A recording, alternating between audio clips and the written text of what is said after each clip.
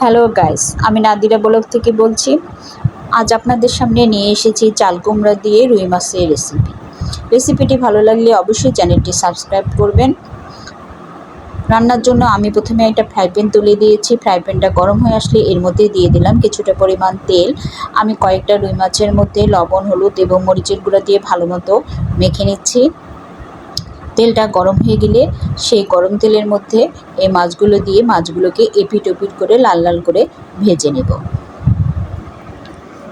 সুপ্রিয় ভিউয়ার্স, এই তীব্র গরমে চাল কুমড়ো দিয়ে রুই মাছের এই রেসিপিটি যেমন আপনার শরীরের জন্য উপকারী, তেমনি খেতেও খুবই সুস্বাদু হয়।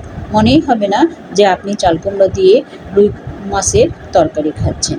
আমার রেসিপি অনুসরণ করে যদি আপনি রান্না করেন তাহলে খেতে খুবই ভালো লাগবে। আমি মাছগুলোকে এপিট ওপিট করে লাল লাল করে ভেজে নিচ্ছি। আমার মাছগুলো ভাজা হয়ে গিয়েছে। এবার মাছগুলো তুলে নিয়ে যে অবশিষ্ট তেল আছে সেই তেলের মধ্যে আমি বাকি রান্নাটা সম্পন্ন করব। আমি আগে থেকে কয়েকটা পেঁয়াজ ভালো করে কেটে ধুয়ে নিয়েছি। এখানে আমি 4টা পেঁয়াজ কুচি দিয়ে দিলাম। পেঁয়াজগুলোকে আমি লাল লাল করে ভেজে নেব। এখানে দিয়ে দিচ্ছি কিছুটা পরিমাণ লবণ, হলুদের গুঁড়া, জিরার গুঁড়া এবং কিছুটা পরিমাণ পাঁচফোড়ন দিলে সুন্দর একটা ফ্লেভার আসে এবং খেতে অনেক সুস্বাদু হয়।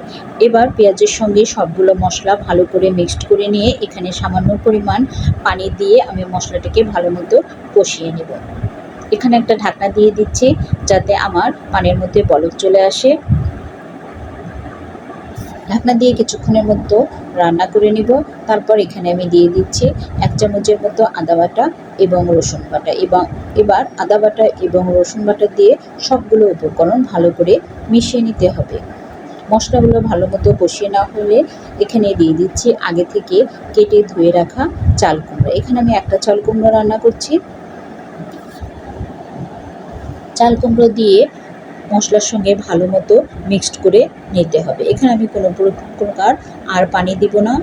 এখানে ভালো মতো নেড়ে চেড়ে ঢাকনা দিয়ে দিলেই চাল কুমড়া থেকে পানি বের হয়ে আসবে।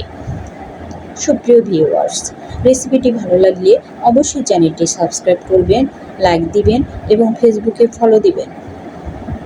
এখানে আমি কয়েকটা 7-8টার মতো কাঁচামরিচ কুচি কেটে দিলাম। এখানে আর আমি কোনো শুকনো মরিচ ব্যবহার করছি না, যেহেতু মাছ ভাজার সময় আমি শুকনো মরিচের গুঁড়ো দিয়ে মাছটা ভেজে নিয়েছি। আপনারাই আপনাদের ইচ্ছে মতো ঝালের পরিমাণ কমিয়ে বা বাড়িয়ে দিতে পারেন। তবে চাল কুমড়োর এই তরকারিতে ঝালের পরিমাণ কম হলে খেতে ভালো লাগে। আর এই তীব্র গরমে যদি ঝালটা একটু কম হয় তাহলে দেখবেন আপনার শরীরে জ্বালাপোড়া থেকে শুরু করে অনেক ধরনের সমস্যা থেকে আপনি মুক্তি পাচ্ছেন। আমি ইতিমধ্যে ভেজে রাখা মাছগুলো দিয়ে দিয়েছি এবং এখানে পরিমাণ মতো পানি দিয়ে একটু নেড়ে চেড়ে ঢাকনা দিয়ে আরও 10 মিনিটের মতো রান্না করে নেব। দেখুন আমার চাল কুমড়া রান্না প্রায় শেষের দিকে। আমি অফ ক্যামেরায় লবণ দেখে নিয়েছি। লবণের পরিমাণ কিছুটা কম হয়েছিল, তাই এখানে কিছুটা পরিমাণ লবণ দিয়ে মাছগুলোকে ভালো মতো নেড়ে চেড়ে দিলাম।